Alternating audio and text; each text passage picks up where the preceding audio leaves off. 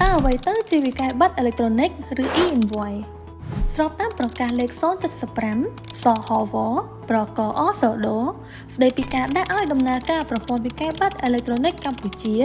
វិក័យប័ណ្ណអេឡិចត្រូនិកគឺជាវិក័យប័ណ្ណដែលបានបញ្ជូនក្នុងទម្រង់អេឡិចត្រូនិកឆ្លងកាត់ការពិនិត្យនិងផ្ដល់អត្តសញ្ញាណជាវិក័យប័ណ្ណអេឡិចត្រូនិកដោយប្រព័ន្ធវិក័យប័ណ្ណអេឡិចត្រូនិកកម្ពុជាវិក័យប័ណ្ណអេឡិចត្រូនិកនេះត្រូវបានទទួលស្គាល់ជាភស្តុតាងនិងជាកំណត់ត្រាទម្រង់ Digital ដែលមានសុពលភាពនិងអានុភាពគតិយុត្តដែលអនុលោមតាមបទបញ្ញត្តិគតិយុត្តជាធរមានវិក័យប័ណ្ណអេឡិចត្រូនិកនេះនឹងត្រូវរក្សាទុកជាកំណត់ត្រា Digital រយៈពេល10ឆ្នាំសម្រាប់ទៀងទាត់ភាពត្រឹមត្រូវនិងបញ្ជាក់ភាពដើមនៃវិក័យប័ណ្ណក្នុងករណីផ្លូវច្បាប់ចាំបាច់តែប៉ុណ្ណោះដោយឡែកវិក័យប័ណ្ណក្រដាសតម្រូវឲ្យបុគ្គលិកបំពេញដោយដៃបោះពុម្ពចុះហត្ថលេខាទៅបញ្ជូនតាមមធ្យោបាយដឹកជញ្ជូនផ្សេងៗទៅអតិថិជនវាជាដំណើរការដែលចំណាយពេលវេលាថវិកា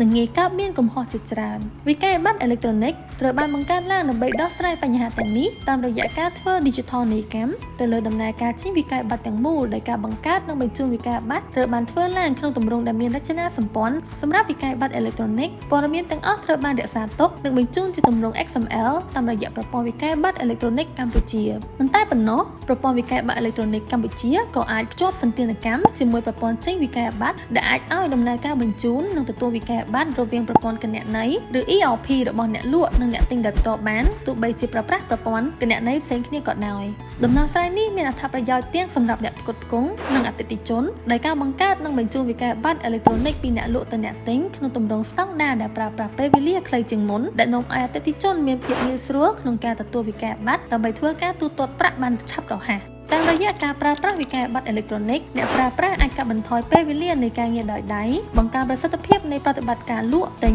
កាត់បន្ថយកំហុសនិងបង្កើនទំនុកចិត្តរវាងក្រុមហ៊ុនផ្គត់ផ្គង់និងអតិថិជនព្រមទាំងអាចចូលរួមក្នុងការជំរុញបរិវត្តកម្ម Digital នៅប្រទេសកម្ពុជាសម្រាប់ព័ត៌មានបន្ថែមសូមទំនាក់ទំនងមកកាន់ក្រុមការងារនៃអគ្គនាយកដ្ឋានសេដ្ឋកិច្ច Digital